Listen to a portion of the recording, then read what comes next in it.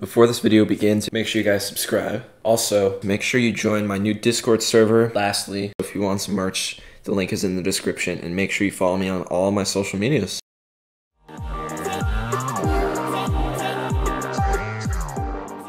Yo, what's up guys? It's Nick from Begins Gaming. Welcome back to another MLB The Show 21 video. As today, I am going to be going in depth and predicting some cards that we could see from the new legend reveal that was yesterday, Alfonso Soriano.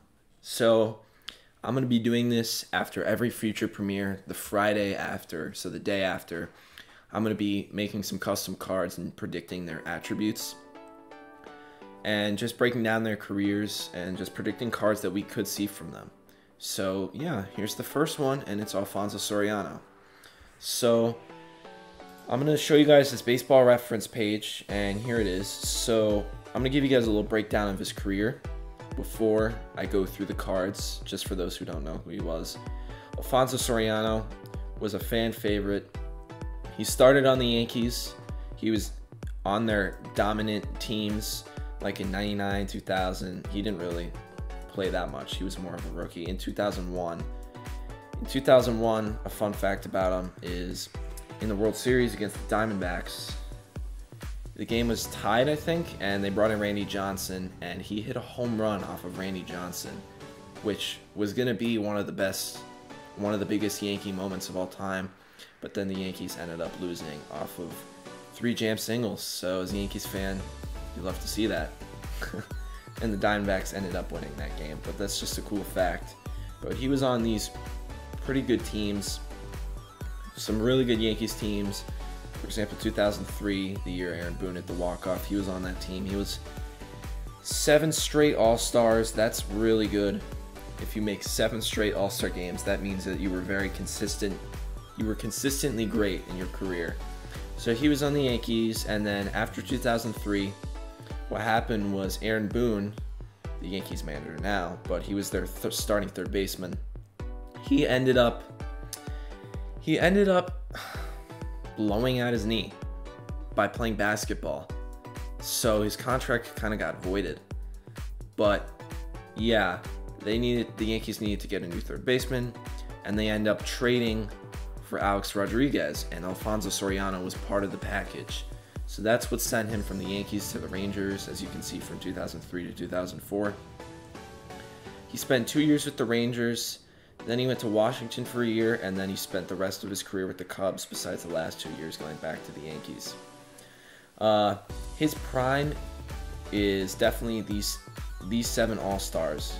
These 7 All-Star games were definitely his prime. His best single season, in my opinion, is his 1 year with Washington. Although he was 6th in MVP voting, and in 2002, he was 3rd in MVP voting. I think this year was his best year. He hit 46 homers.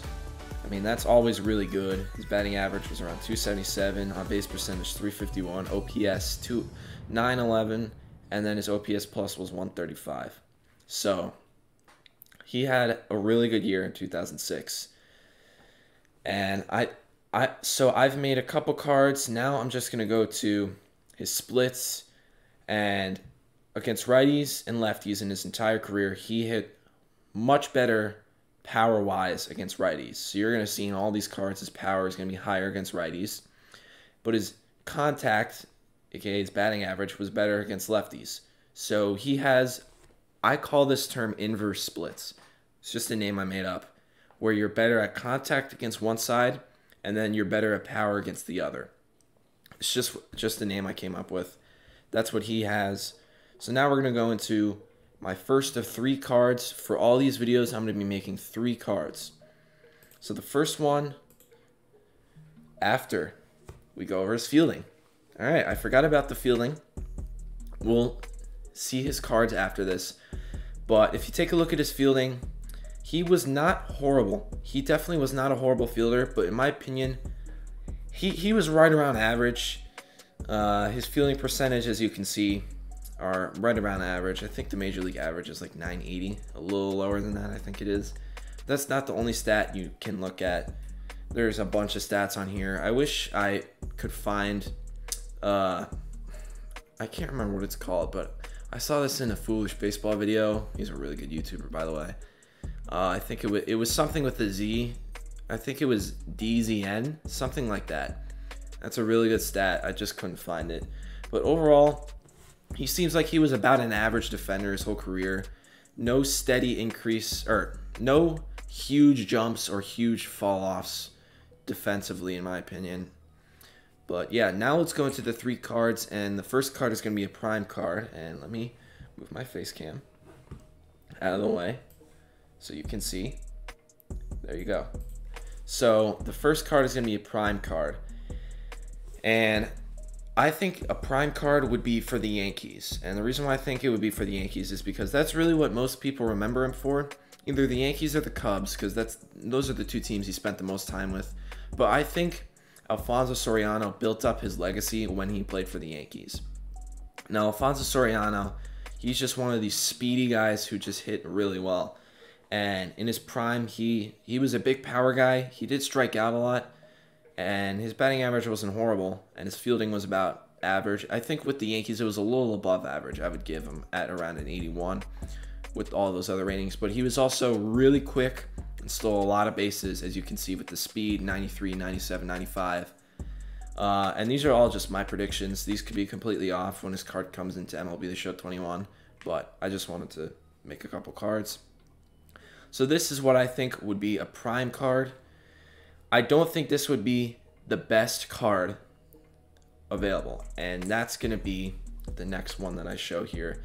Alfonso Soriano, Silver Slugger, from his best single season, in my opinion, in Washington.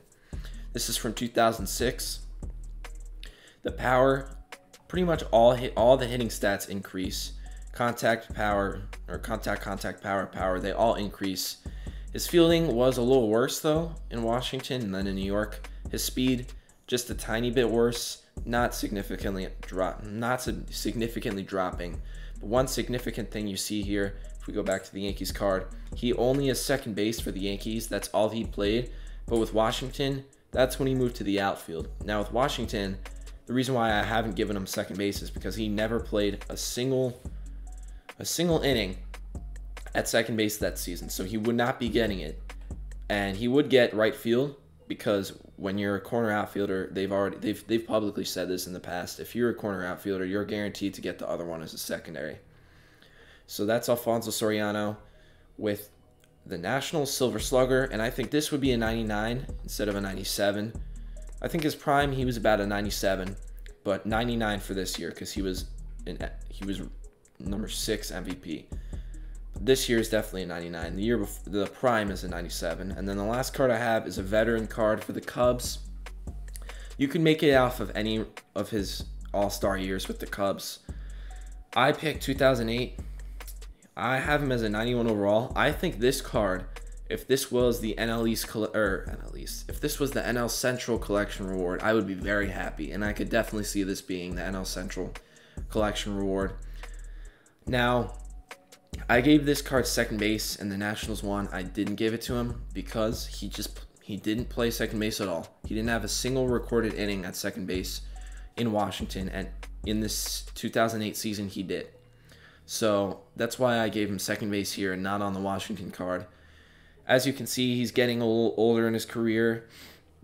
His speed has gone down. It's still serviceable in the 70s with 83 base running aggressiveness. His fielding improved just a tiny bit from Washington to Chicago. His hitting definitely decreased a little, but it's still great. I mean, if this card was a collection award, that would be awesome. 84-97 contact is still good. 104-96 power is still great. I mean, this card would be a nice card to have early in the year. So, yeah, that is going to be it for this video. I hope you guys enjoyed. Hopefully we get to see some other really cool legends. This is a really cool legend to join the game. Yeah, that's going to be it for this video. Hope you guys enjoyed. I've been your host, Nick from Begins Gaming, and I'll see you guys in the next one. Peace.